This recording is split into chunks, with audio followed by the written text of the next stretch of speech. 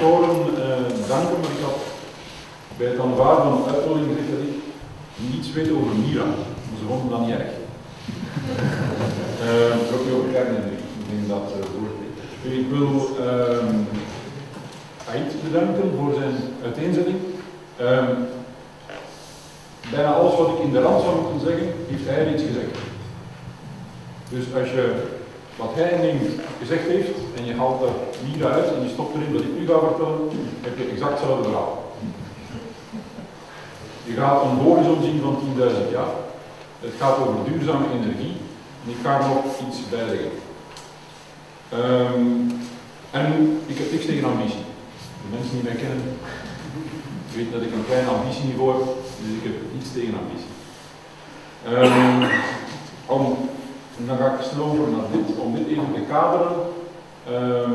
U weet, Vito komt uit het SCK, dit jaar precies 20 jaar. Toen wij begonnen, was voor mijn tijd, want ik was er, ik denk dat Gilbert aan muziek gestaan is, waren we met 330 onder payroll. Op vandaag zijn we met 618 onder payroll. En dat betekent dat we rechtstreeks te werk stellen, dat staat niet in de slide, rechtstreeks te werk zijn alle mensen die daar rondhangen, zitten we rond de 800, onrechtstreeks moet dan een factor 1, een beetje betteren. En wij gaan vanuit duurzaamheid en Jon zit dat cleantech eigenlijk uit dat wij de komende jaren blijven verder groeien. Dus we hebben eigenlijk, dat zijn de afgelopen 10 jaar, hebben we ongeveer een 220 rechtstreeks arbeidsplaatsen gekregen. Ik heb hier 2 goede mensen bij mij die dat kunnen testiferen. Hun inkomsten gaan daarvoor een stuk gaan. Nog straks wat vraag. Oké. Waarover wel? Wat was de vraag die ik binnen Vito ongeveer 1 jaar, 1,5 jaar gesteld heb? Iedereen kent de uitdaging van energie. Ik denk dat die IT goed geschetst heeft, dat er één ding daar ook niks aan toevoegt. De vraag die wij ons eigenlijk stellen, is het mogelijk om een duurzame energieproductie te hebben die niet de nadelen heeft die op vandaag wind en PV hebben. De mensen die mij kennen weten dat ik niet overloop van enthousiasme voor wind en PV. Over biomassa zwijg ik, want er is er gewoon te weinig. Dus met andere woorden, het is geen of-of verhaal, het is inderdaad een en-en verhaal. Maar je moet daar dus iets bij vinden. We denken dat dat kan. We denken ook, als ik dus verwees naar IEA, ook een IEA-studie over geothermie, want de rest van mijn verhaal gaat over geothermie. Dan ga je zien dat de forecast op wereldvlak die IEA nu geeft aan geothermie, dat 2020, 2025 toe in percentage van de wereld bevoorrading energie dezelfde is als nucleair. Maar op andere vlakken. Waarom is het een en-en verhaal? Niet overal ter wereld is dit verhaal van toepassing. Maar bij ons wel, maar gedifferentieerd.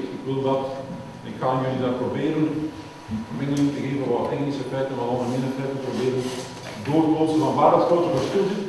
En waarom toen wij eraan dachten om dat in de campus te doen, wij eigenlijk onbewust, ik toch, onbewust de nagel op de kop sloeg om daarmee te starten. U zit hier op de zandgronden, kent je, dat wordt snel warm. Die zandgronden, dat is sedimentair, dat is afgezet gesteend.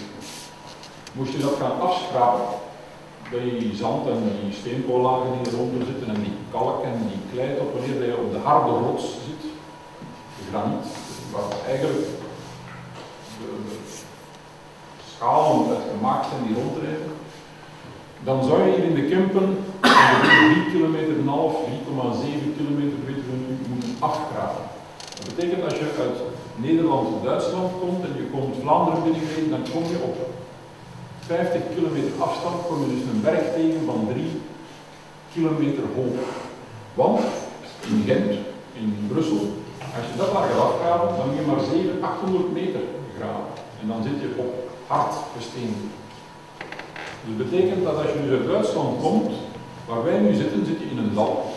En dat gaat steil omhoog, met bijna 3 kilometer hoogte, om dan op een plateau te komen, waar we nu allemaal ongeveer, 15 meter boven de zeespiegel. 3 kilometer. Waarom is dat van belang? Het is van belang als wij gaan boren, de rest van het verhaal gaat over boren. Als wij gaan boren, dan kun je op vandaag boren in zand, kalk, kolen, klei enzovoort, waar wij nu zitten. Met de huidige technologie, ik ga daar straks iets over zeggen, huidige technologie ongeveer 33 meter per uur.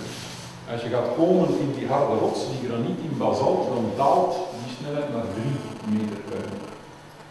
En omdat uw kostprijs van uw boring direct gelinkt is aan het aantal uur dat je moet boren, omdat er allemaal mannetjes bij te pas komen, gaat die kostprijs sterk omhoog.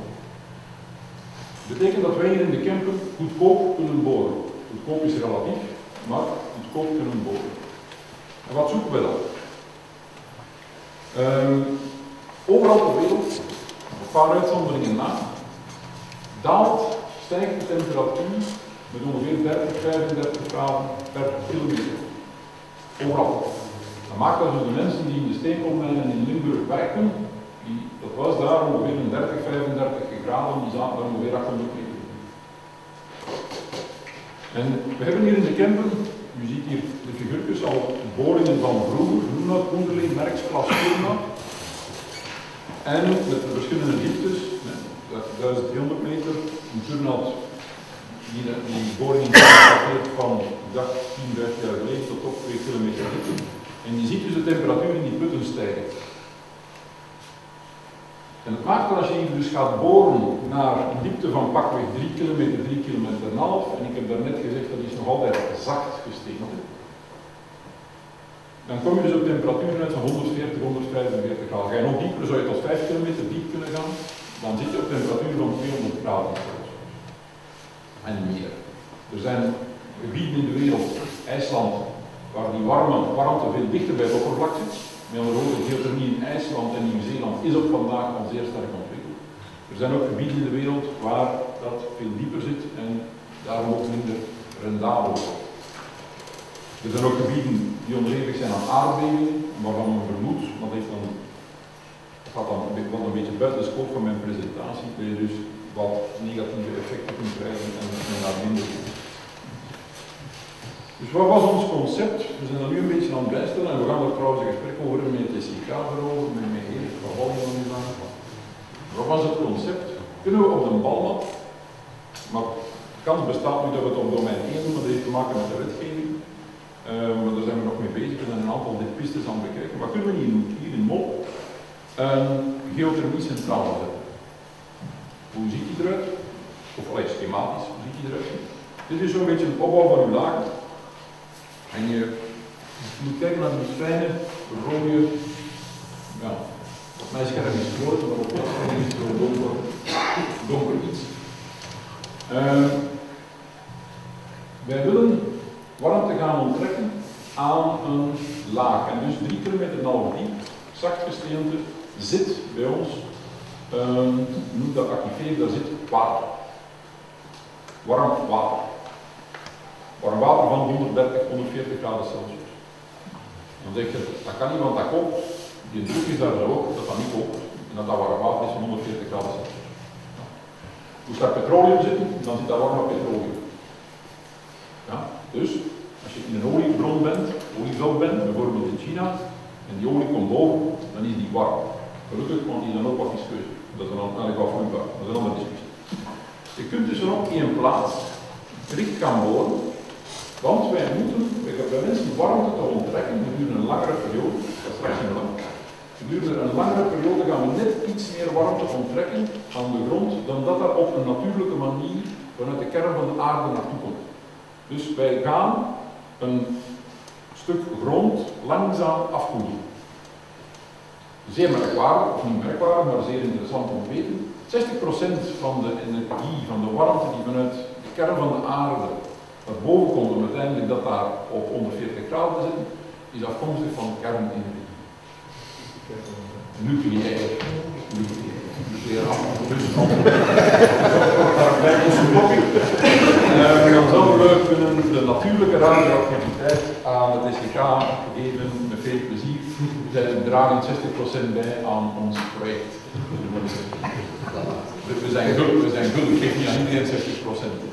Goed, dus we gaan, en waarom? We willen dus uit 3, 4 putten, maar die liggen dus niet verspreid, die zitten gecentraliseerd. Die kunnen dus op één zitten van ongeveer Een halve hectare, want daar ook dat verhuren van de banden. Op een plaats van ongeveer een halve hectare ga je gewoon eerst verticaal naar beneden. Dat is dus die verticale buis. En dan vanaf een diepte van ongeveer 2 kilometer ga je ongeveer 900 meter uitzwermen naar links, naar rechts in de drie richtingen, de lijn dus van een gans gebied, een paar vierkante kilometer, uw warmte gaat maken.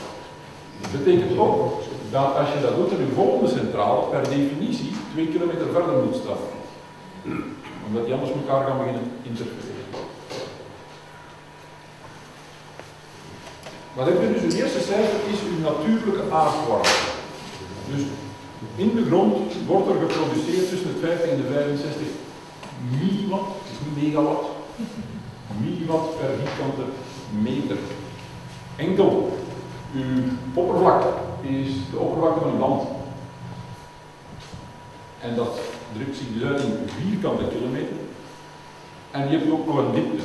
En dus, theoretisch, puur theoretisch, kom je met 1,7 kubieke kilometer toe om de volledige energienood van Vlaanderen te dekken. Daarmee heb je het nog niet, maar theoretisch. En je weet dat het er net over 10.000 jaar. Eén laag van 1 kilometer dik gaat ongeveer 8.000 jaar mee. En vervolgens doe je het tweeslagstelsel, zoals in Utrecht, laat 8.000 jaar liggen. Je gebruikt een andere slag. Want dat wordt terug aangevuld van beneden. De praktijk zal zijn in het model dat wij werken 40 jaar, 40 jaar. Dus zoals wij het uitrekenen, gaan wij die laag op ongeveer 40 jaar, ongeveer 10 graden Celsius verlagen.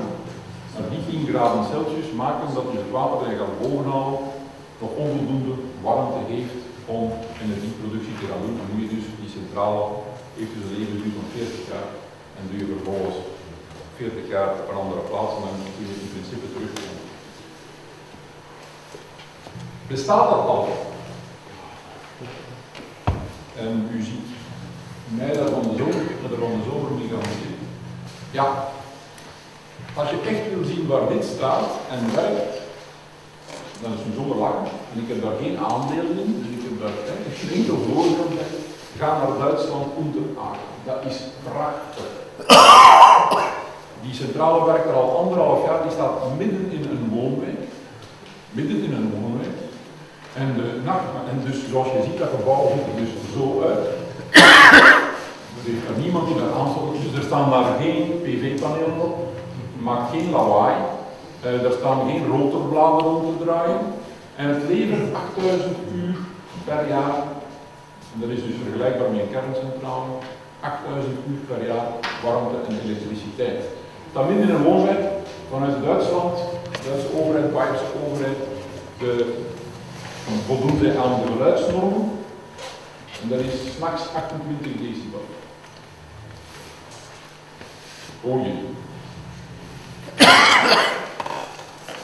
Nog een zeer leuk feit waar u nog niet mee geconfronteerd bent. Gans die centraal, en dus deze in Unteraken is eigenlijk is getuned om warm water te leveren. En elektriciteit is een bijproduct. Onthoud en op uw oren dat de uitdaging die we hebben dus nu in 2020 naar warmte en warm water zeer groot is. Als we dat niet doen, ga je met de isolatienormen die nu afkomen, gaan we een maatschappelijke waarde vernietigen.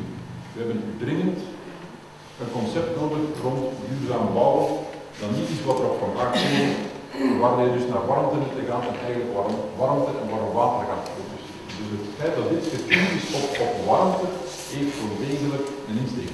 Is dit de enige? Nee, op dit ogenblik zijn er in de regio van München, en München heeft qua geologie ongeveer dezelfde geologie als wij hier in de Kempen hebben. Qua geologie op dit ogenblik zijn er 21 centrales die werken of in aanbouw zijn. 21. Hoe groot is deze centrale? 3,6 megawatt.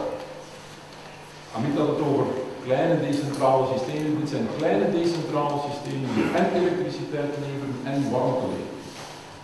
En ze produceren veel meer warmte dan elektriciteit en je hebt dat ook nodig en dan kun je dus gaan relaxeren op andere dingen. Dus naakt is met het geloof, ik zeg al ja, duurzame energie zal elektriciteit zijn, dus ook daar weet ik de voorgaande spreker bij. Dus ik zeg van mijn presentatie was deze, enkel ik zeg even anders niet.